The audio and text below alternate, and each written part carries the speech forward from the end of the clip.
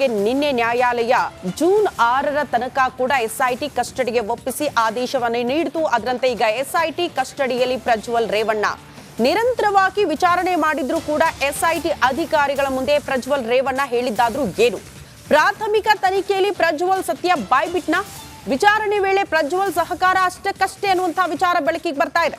ಹಾಗಾದ್ರೆ ಪ್ರಜ್ವಲ್ ಪ್ರಾಥಮಿಕ ವಿಚಾರಣೆ ಹೇಗಿತ್ತು? ರಿಪಬ್ಲಿಕಾಂಡಗೆ ಎಸ್ಐಟಿ ತನಿಖೆಯ ಎಕ್ಸ್ಕ್ಲೂಸಿವ್ ಮಾಹಿತಿ. ಪ್ರಾಥಮಿಕವಾಗಿ ಎಸ್ಐಟಿ ಅಧಿಕಾರಿಗಳ ವಿಚಾರಣೆ, ಪ್ರಜ್ವಲ್ ರೇವಣ್ಣ ಅವರ ಸಹಕಾರ ಯಾವ ರೀತಿ ಇತ್ತು ಅನ್ನೋದರ ಎಕ್ಸ್ಕ್ಲೂಸಿವ್ ಮಾಹಿತಿಯನ್ನ ರಿಪಬ್ಲಿಕಾಂಡ ನಿಮ್ಮ ಮುಂದೆ ಇಡ್ತಾ ಇದೆ.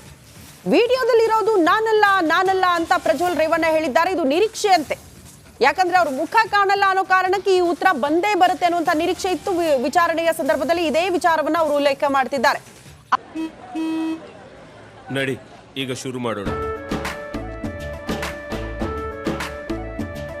ಕೇಸರಿಯಿಂದ ಮನೋಲ್ಲಾಸ ಮನಸ್ಸು ಮತ್ತೇರಿ ಕುಣಿದಾಡಿದೆ ನೋಡು, ಮನಸ್ಸು ಮತ್ತೇರಿ ಕುಣಿದಾಡಿದೆ ನೋಡು. ಕ್ಷಣ ಕ್ಷಣವೂ ಆಚರಿಸಿ ಕೇಸರಿ ಹಬ್ಬ. ವಿಮಲ್ ಬಾಯಲ್ಲಿ ಹೇಳಿ ಕೇಸರಿ.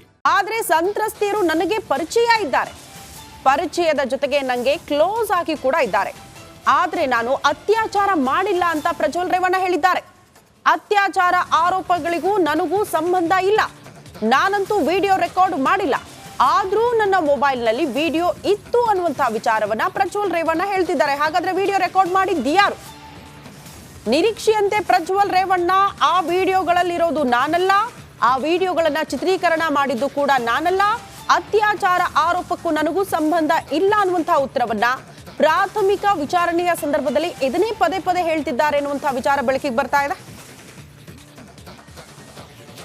ಈ ಬಗ್ಗೆ ಮತ್ತಷ್ಟು ಡೀಟೇಲ್ಸ್ ಅನ್ನ ಕೊಡ್ತಾ ಹೋಗ್ತಾರೆ ನಮ್ಮ ಪ್ರತಿನಿಧಿ ಮಾದೇಶ್. ನೇರ ಸಂಪರ್ಕದಲ್ಲಿ ಜಾಯಿನ್ ಆಗ್ತಿದ್ದಾರೆ. ಮಾದೇಶ್, ಪ್ರಜ್ವಲ್ ರೇವಣ್ಣ ಅವರ ಪ್ರಾಥಮಿಕ ವಿಚಾರಣೆ ಎಸ್ಐಟಿ ಅಧಿಕಾರಿಗಳಿಂದ ಹೇಗಿತ್ತು? ಇನ್ಸೈಡ್ ಮಾಹಿತಿ ಏನ್ ಕೊಡ್ತೀರಿ ಮಾದೇಶ್?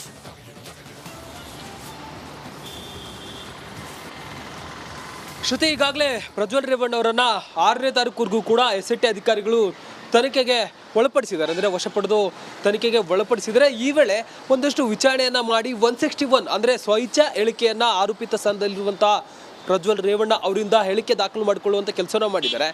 ಫಸ್ಟ್ ಅಂದರೆ ಪ್ರಾಥಮಿಕ ಹಂತದ ವಿಚಾರಣೆ ವೇಳೆ ಪ್ರಜ್ವಲ್ ರೇವಣ್ಣ ಅಷ್ಟಕ್ಕಷ್ಟೇ ತನಿಖಾಧಿಕಾರಿಗಳಿಗೆ ಸಪೋರ್ಟ್ ಮಾಡಿದ್ದಾರೆ ಅನ್ನೋಂಥದ್ದು ಸದ್ಯಕ್ಕೆ ಗೊತ್ತಾಗ್ತಿರುವಂಥ ಮಾಹಿತಿ. ಅಂದರೆ ಈಗಾಗಲೇ ಒಂದಷ್ಟು ಕ್ವಶನ್ಗಳನ್ನು ರೆಡಿ ಮಾಡ್ಕೊಂಡಿದ್ರು ಬೇಸಿಕ್ ಆಗಿ ಎಸ್ಐಟಿ ಅಧಿಕಾರಿಗಳು.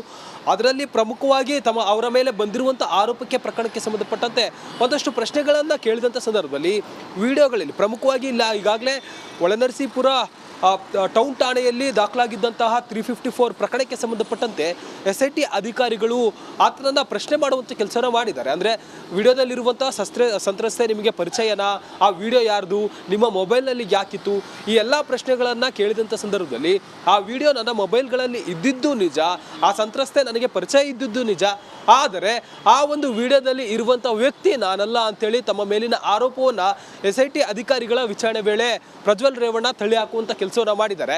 ಜೊತೆಗೆ ಈ ಒಂದು ಸಂದರ್ಭದಲ್ಲಿ ಕಾರ್ತಿಕ್ ಹೆಸರನ್ನು ಕೂಡ ಆತ ಬಾಯಿ ಬಿಟ್ಟುವಂಥ ಕೆಲಸವನ್ನು ಮಾಡಿದ್ದಾರೆ.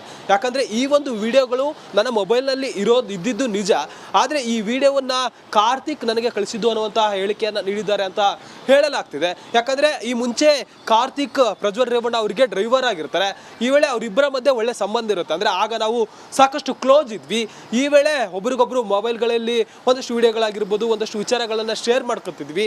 ಆ ಒಂದು ಸಂದರ್ಭದಲ್ಲಿ ನಮ್ಮ ಇಬ್ಬರ ಮಧ್ಯೆ ಆ ಒಂದು ವಿಡಿಯೋಗಳು ಶೇರ್ ಆಗಿರಬಹುದು, ಆದರೆ ಆ ಒಂದು ವಿಡಿಯೋಗಳನ್ನು ನಾನು ರೆಕಾರ್ಡ್ ಮಾಡಿಲ್ಲ ಅನ್ನುವಂಥ ಮಾತನ್ನು ಪ್ರಜ್ವಲ್ ರೇವಣ್ಣ ಎಸ್ಐಟಿ ಅಧಿಕಾರಿಗಳ ಮುಂದೆ ಹೇಳಿದ್ದಾರೆ ಅಂತೇಳಿ ಸದ್ಯಕ್ಕೆ ಗೊತ್ತಾಗ್ತಿದೆ. ಮತ್ತೊಂದು ಕಡೆ ಆ ಮದರ್ ಡಿವೈಸ್ ಏನಿದೆ, ಈ ಹಿಂದೆ ಕಾರ್ತಿಕ್ ಗೌಡ ಯಾವ ಮೊಬೈಲ್ನಿಂದ ಅಂದರೆ ಪ್ರಜ್ವಲ್ ರೇವಣ್ಣನ ಮೊಬೈಲ್ನಿಂದ ಆ ಒಂದು ವಿಡಿಯೋಗಳನ್ನು ಕಳಿಸ್ಕೊಂಡಿದ್ದೀನಿ ಅಂತ ಏನು ಈಗಾಗಲೇ ಹೇಳಿಕೆ ನೀಡಿದ್ದಾರೆ. ಆ ಒಂದು ಮದರ್ ಮೊಬೈಲ್ ಎಲ್ಲಿದೆ ಅನ್ನುವಂಥ ವಿಚಾರಕ್ಕೂ ಕೂಡ ಪ್ರಜ್ವಲ್ ರೇವಣ್ಣ ಅವರನ್ನು ಎಸ್ಐಟಿ ಅಧಿಕಾರಿಗಳು ಪ್ರಶ್ನೆ ಮಾಡುವಂಥ ಕೆಲಸವನ್ನು ಮಾಡಿದ್ದಾರೆ.